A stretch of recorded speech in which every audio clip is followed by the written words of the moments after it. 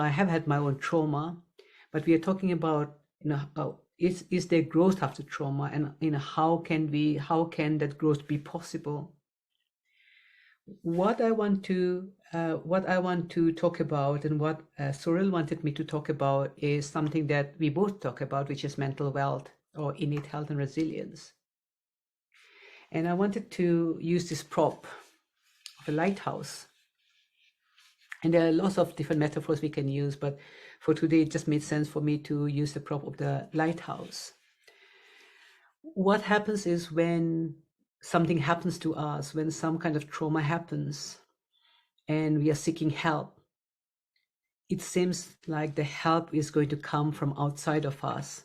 It seems like someone else needs to support us. And of course, don't get me wrong, it's really important to have support and make sure that we get the right support, and we have got connections, and that can really help people.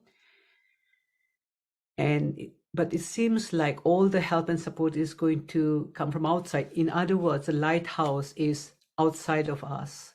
And so we are looking for guidance from the lighthouse outside of us. And in a way, what I'm pointing people to is the inner lighthouse. And there are so many different words you can use. And I call it innate health. I call it innate resilience. But imagining that we all have our own lighthouse. We might not know it. And it might seem like, it's nice for you to say that because you haven't gone to the same struggles as me. But if we come to this, if we even for a minute think about this, that we are all equal. All humans are equal, irrespective of our roles, irrespective of our cultures, our background, what trauma we had and that kind of thing. At a deeper level, we are all the same. On the surface level, we are all different. I mean, like, how many people are here today? So we are 18 of us here, and we all look very different. Some similarities, sure, but we all look very different.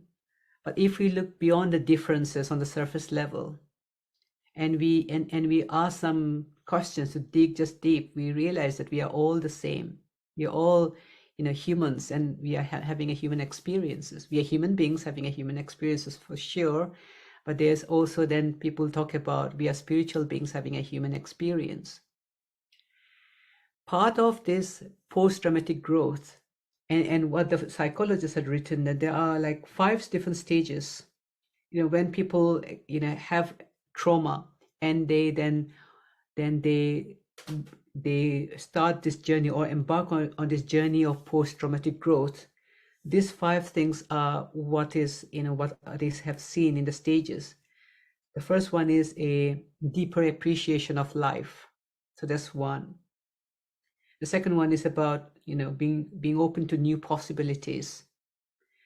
Thirdly, it is about the relationship, the connection with self and others. Fourthly, they also talk about spiritual. Because when trauma happens, it seems like there is a question of our existence. Who am I? Why did this happen to me? Do I matter? Why am I having this? So we ask some questions that maybe we don't ask on a day-to-day level, on a day-to-day basis. And finally, the 5th one is personal growth. So even the psychologists, I don't know whether they talk about spirituality otherwise, but in the 5 stages of post-traumatic growth, they talk about the spiritual, the search for meaning. Maybe you can say the men's search for meaning, or the spiritual search, and this in a way is pointing people inwards for the answers.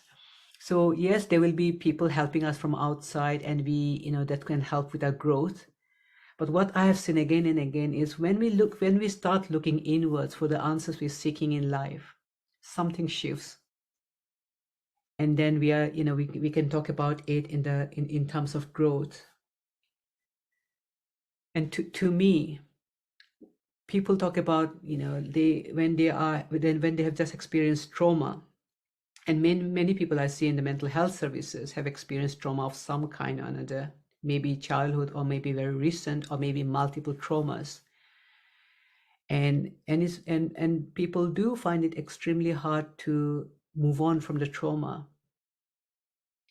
And so therapy might be needed for some people, and some people do benefit from therapy, but we are talking about long term. So say someone has got, so many sessions of therapy, and then what happens? We still need to lead life.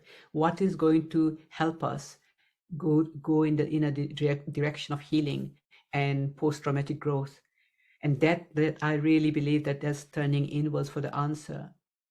So definitely it's spiritual, and spiritual to me is not religion, because I'm definitely not religious.